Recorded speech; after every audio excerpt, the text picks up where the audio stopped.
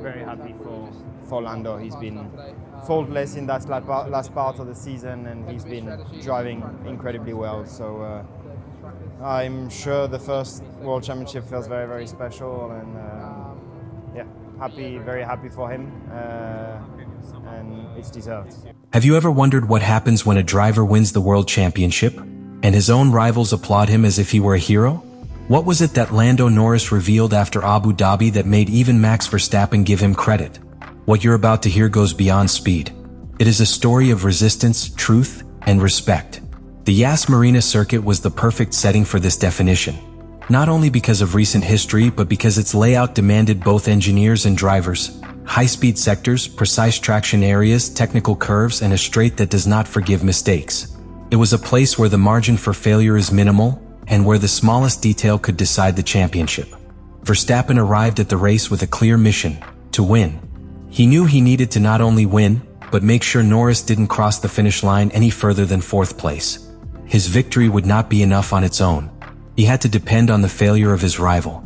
And that generated electric tension from the first day of the weekend.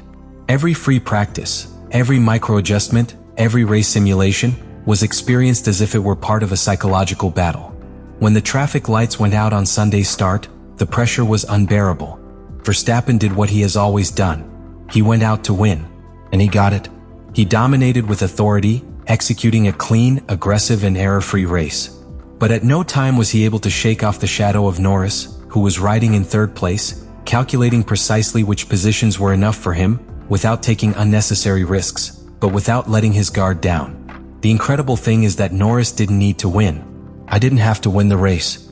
I had to resist. He had to survive the pressure, the wear and tear, the siege of drivers like Russell, Leclerc, or even his own teammate Piastri. And he did it. Because what was not seen on television was that the McLaren MCL39 was not at its best. The team's internal simulations indicated that the estimated race pace for Abu Dhabi was lower than that of Red Bull and Mercedes in the long run. And yet, there was Norris putting in consistent laps, managing the tires, the brakes, the batteries, and his own mind. But it wasn't just his driving that defined the title. It was his temper. His ability to maintain focus when all the headlines pointed towards him with suspicion. Social networks were ablaze with theories, with accusations of FIA favoritism, with ridicule about his supposed gifted title due to the double disqualification in Las Vegas. And yet, Lando ran without entering the game, without losing your head, as if he knew that time and the track would put everything in its place. When he crossed the finish line in third position, his engineer could barely contain himself. "You're world champion, Lando. You did it." What followed was absolute silence. There were no screams, there were no explosions, just ragged breaths, because everyone knew what it had cost. Not just a 24-race season, but years of evolution, of failures, of painful defeats, and of ruthless criticism. And there, on the Yas Marina podium, while Verstappen lifted the race winner's trophy, Lando Norris lifted something heavier: everyone's respect. His first world championship. Even younger drivers like Oscar Piastri, his current teammate, publicly acknowledged that working alongside Norris throughout the season had taught them what resilience really meant in Formula One. He said verbatim, "I saw Lando be criticized, pressured, attacked, and I never saw him explode. I never saw him hide. He just became more focused. And that makes the difference between a good driver and a champion." But it wasn't just the pilots who spoke. Engineers, strategists, and team leaders showed unusual respect for McLaren's behavior after the Las Vegas crisis. In the paddock, it was even said that Andrea Stella's team had given a lesson in how to manage a crisis without losing ethics or composure. And Lando was the face of that spirit. The face of a new way of being a champion. Not to crush the rival, but to overcome adversity without betraying oneself. The FIA also took note. The president of the body himself publicly praised the way in which Norris handled the situation, and confirmed that the post-disqualification investigation found no malicious intent on McLaren's part. A technical detail caused the sanction, but the integrity of the team was not in doubt. And that, in a category as politically tense as Formula One, is something extraordinary. That respect that Lando earned is not imposed by regulation. It is not inherited. It is not pretended. It is built with every decision, with every measured word, with every gesture of self-control when the world waits for you to explode. And that's what Lando Norris did. In Abu Dhabi, he didn't just win a championship. He gained the credibility of the entire paddock. What happened that Sunday was not just another victory. It was a reaffirmation that Formula One, even amid so much media, political, and commercial pressure, can reward the driver who not only knows how to race, but also lead. When the checkered flag fell in Abu Dhabi, it wasn't just a season that ended. A new era opened. For McLaren, for Lando Norris, and for the balance of power within Formula One. What seemed to be a long, perhaps intermittent reconstruction project became the axis of a profound transformation. Because the 2025 championship was not just a sporting achievement.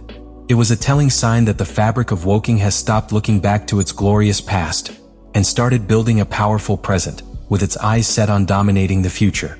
Technically, the key was his bold approach. Unlike other teams that opted for conservative evolutions of their 2024 cars, McLaren decided to take a risk. The MCL39 was no timid refinement of the constructors' champion MCL38. It was a radical reinterpretation. Structural changes to the suspension, adjustments to the floor architecture, and an aerodynamic philosophy that bordered on the limits of the regulations. But behind those decisions was a vision, to design a car that could not only win races, but survive entire seasons under total pressure. The result was a car that, although not always the fastest on a lap, was consistently the most balanced in changing conditions.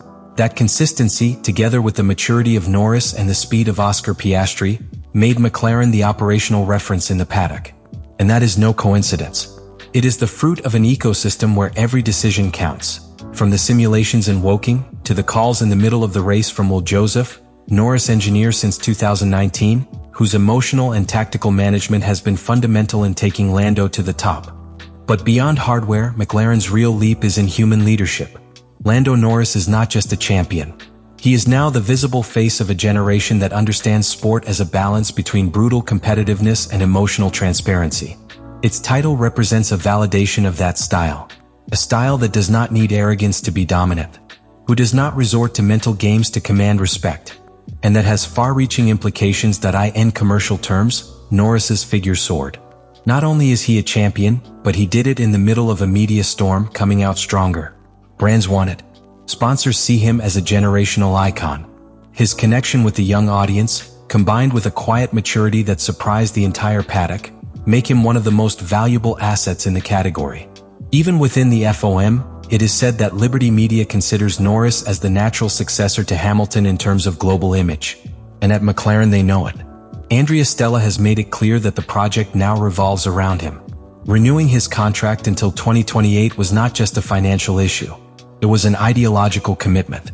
McLaren wants to build a stable, powerful, and emotionally solid structure around Norris. This implies investments in simulators, in new talent within the aerodynamic department, and in shielding the team against the volatility that has affected giants like Red Bull or Mercedes in recent years. But there are also challenges. The pressure to repeat success will be brutal. The title changes the narrative. They are no longer the nice underdogs, but the champions that everyone will want to beat. Expectations about Piastri will also grow. The dynamic between both drivers, until now fluid and complementary, could become tense if the Australian feels relegated. And most importantly, rivals are already reacting. Mercedes has restructured its technical team. Ferrari has started developing its 2026 car since the race at Suzuka. Red Bull, hit in reputation and results, is rewriting its internal structure from the ground up. In this new ecosystem, Norris will have to demonstrate that his leadership was not an isolated act of maturity, but a permanent quality. That he was not champion due to a series of circumstances, but because he has reached a level that only very few have known. That of being the driver around which the entire championship revolves. And that redefines everything. The future of Formula One, at least for now, no longer belongs to Max Verstappen or Lewis Hamilton. It belongs to Lando Norris. And that completely changes the game. Let me know in the comments what you think about all this.